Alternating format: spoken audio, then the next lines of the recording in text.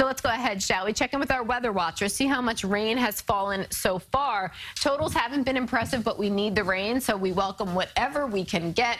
And here, a look at the totals our weather watchers have reported so far. So nearing 1/4 of an inch in Yonkers, that's some good news. East Brunswick as well. But lesser totals as we look toward Middletown, just 6/100 of an inch, 1/1500 in New Milford. So I think most of us end up with roughly 1/4 of an inch, but obviously in a few spots we can get even higher than that. Let's go ahead and take you live outside. Yes, gray, bleak, however you want to describe it. It's soggy as well. 49 degrees. The wind is calm. What can you expect? First off, rainy start and mild this morning.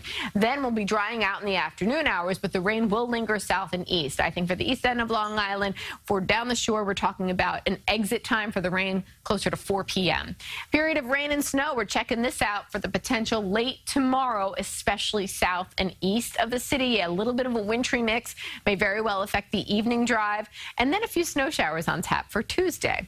As far as the temperature trend goes, 38 on Friday, then we jumped up into the 50s yesterday. Today's high was 55, but that happened before dawn, and now the numbers have dropped. Right now is about as warm as it will feel to you all day long. As we make our way into your work week, 43 degrees Monday, 34 on Tuesday. Precip chances today, you're getting wet. That's it. It's all said and done. And then as we make our way into your Monday afternoon, there's a 20% chance that we'll get that wintry mix. 30% chance of snow showers on Tuesday. It's dry and beautiful, but chilly on Wednesday. Thursday, 30% chance of wet weather late. On the Vortex satellite and radar picture right now, we've got steady light to moderate rainfall across much of the region, but note it is starting to slide off out of here. So getting drier for areas north and west of the city, but it takes its time. This is not a quick exit. 1 or 2 o'clock is when we're drying out in the city. So this activity is associated with the cold front here. Tomorrow, we're tracking an area of low pressure down in the deep south, bringing with it moisture. It's going to track off the coast, and the uncertainty lies with just how close to the coast the track will go. If it gets close enough, that wintry mix can be anticipated, but it's not a sure thing. But it's something I want everybody to be aware of, because if it should happen, then the roadways could get slick late tomorrow. In the short term, we're tracking the rain. 9:30 this morning, we still have steady light to moderate rain out there. By 3, notice it's drying out in the city for many areas, but the rain is holding steady east and south of the city.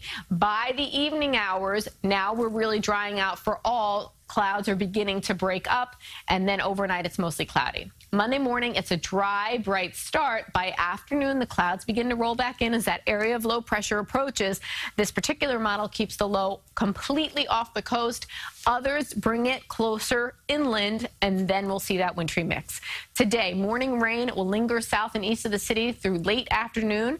50 degrees, that was the high that happened already. For the rest of the day, most of us are in the 40s. Overnight, mostly cloudy and 37 in the city, 20s north and west, and for your day tomorrow, after a reasonably bright start, we'll warm to 43, and then we'll watch the coast for that chance of a wintry mix south and east. It will be northeast winds tomorrow at 10 to 15. It's going to feel more like the 30s, kind of a raw day by the afternoon. As we look at the extended forecast, Wednesday looking fantastic, and then we do see the potential for some accumulating snow as we move into Friday.